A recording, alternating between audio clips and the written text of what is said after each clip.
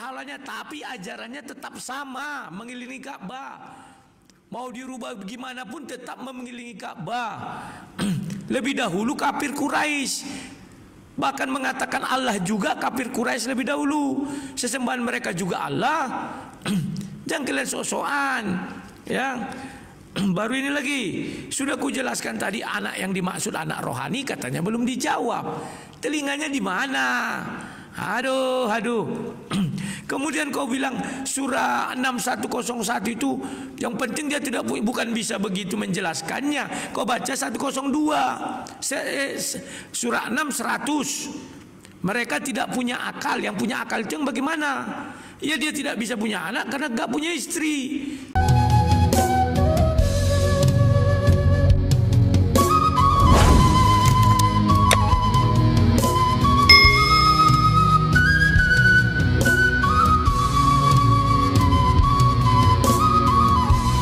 Berarti anak dengan istri itu hubungannya apa?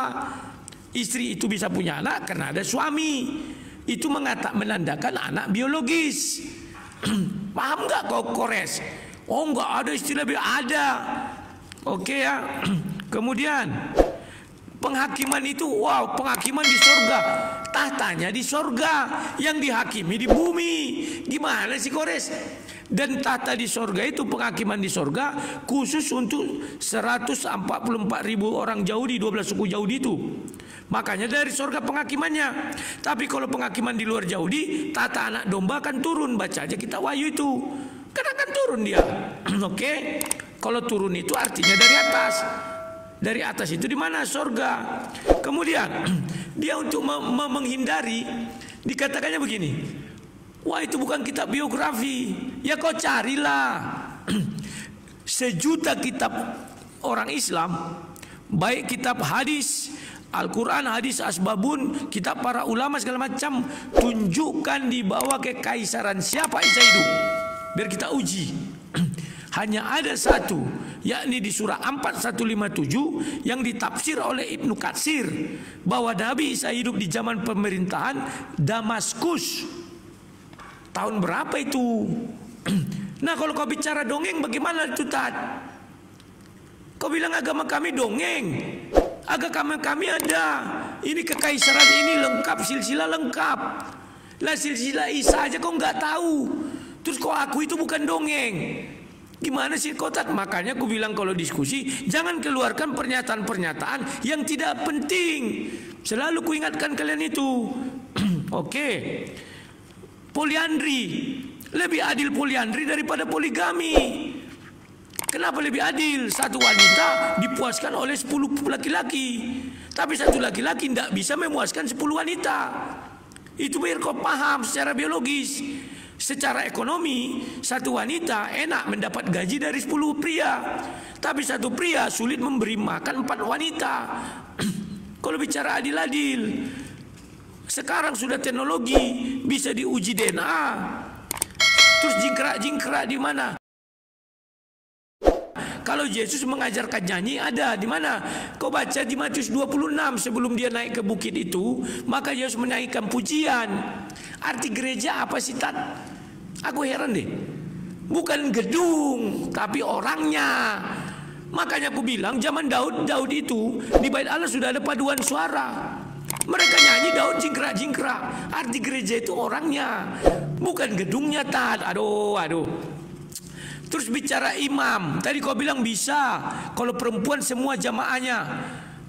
Aduh Tat, kau bodohilah kami Tat. Gak bisa kalau ada laki-laki.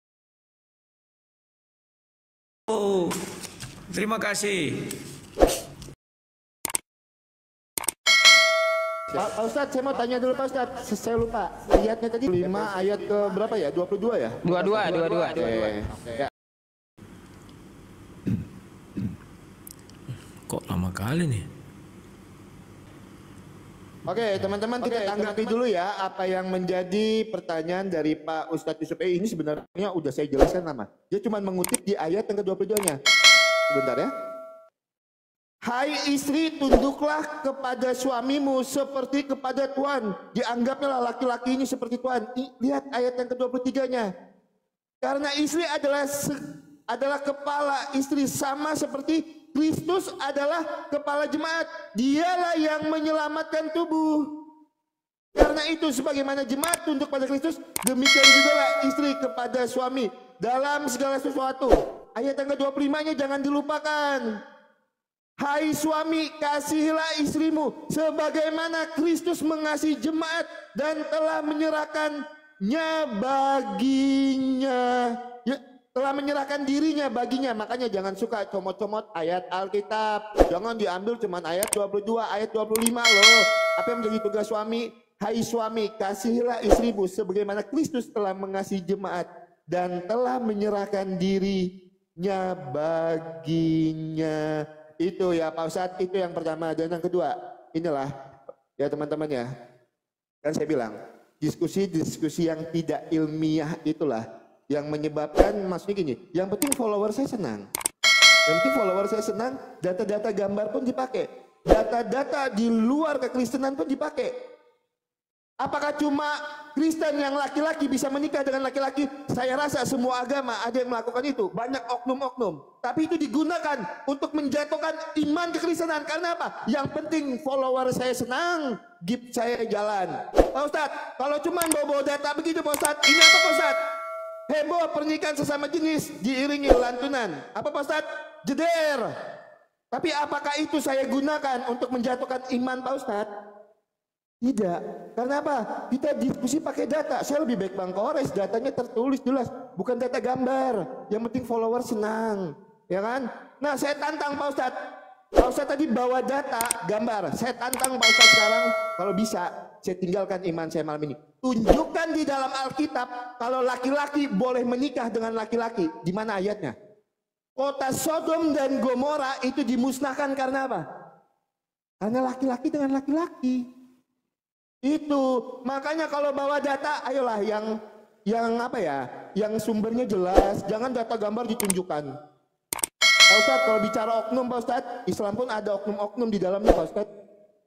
Kristen pun ada, Hindu ada, Konghucu ada, pasti ada oknum. Itu adalah perbuatan oknum-oknum di luar kekristenan. Saya tegaskan itu, karena Kristen mengajarkan jelas, tidak boleh. Bahkan di dalam imamat itu Pak Ustadz, laki-laki dengan laki-laki itu adalah sebuah kekejian. Jelas ajaran Kristen. Makanya saya tantang Pak Ustadz, tunjukkan di dalam Alkitab, jangan pakai gambar. Yang penting follower senang. Itu. Data oknum dipakai. Yang penting follower saya senang dulu dong. Itu. Kalau cuman bicara data seperti itu Pak Ustadz, kan saya bilang, saya punya data oknum, tapi itu tidak saya gunakan. Karena apa? Itu tidak di dalam ranah diskusi kita. Kalau begitu ya, kita diskusinya saling menghujat aja, udah gitu ya teman-teman ya. Nah jadi saya rasa jelas ya, kalau laki-laki diajarkan menikah dengan laki-laki itu tidak diajarkan di dalam iman kekristenan. Kota Sodom dan Gomora itu dimusnahkan karena laki-laki dengan laki-laki. Bahkan di dalam imamat itu jelas sekali. Saya lupa ayatnya di mana, tapi apa? Laki-laki yang tidur dengan laki-laki itu adalah sebuah kekejian. Itu makanya di dalam Kejadian juga, beranak cuculah dan bertambah banyaklah, penuhilah bumi. Apakah bisa Udin dengan Udin beranak cucu? Ya enggak bisa. Ya harus laki-laki dengan perempuan. Sekarang saya tantang Pak Ustadz, tunjukkan di dalam Alkitabnya. Jangan bawa gambar. Tunjukkan di dalam Alkitab di mana diperbolehkan Tuhan Yesus mengajarkan laki-laki menikah dengan laki-laki. Tunjukkan saya. Datanya di dalam Alkitab. Jangan bawa sumber gambar. Itu tidak sedikit Pak Oki. Ya silakan Pak. Ya silakan. Ya, dan tunjukkan di dalam Al-Qur'an mana dilarang laki-laki bersetubuh dengan laki-laki. Kalau di dalam Alkitab ada Imamat 18 ayat 23. Coba tunjukkan di dalam Al-Qur'an larangan untuk laki-laki dengan laki-laki bersetubuh. Wah, kan gagah kita. Ya, silakan kalau ada yang mau tambahkan. Ya, jadi biasakan ya berdiskusi itu jangan pakai gambar-gambar nggak jelas loh. Data-data oknum itu jangan dipakai. Kita pakai data-data yang jelas saja. Jangan perbuatan oknum dipakai. Kalau perbuatan oknum Pak Ustadz, banyak loh kejadian kemarin. Apa saya gunakan itu datanya? Kan tidak. Itu loh. Yang penting follower senang, ya kan? Itu belajarlah berdiskusi dengan baik. Oke, silakan. Sabar, bulan puasa, sabar.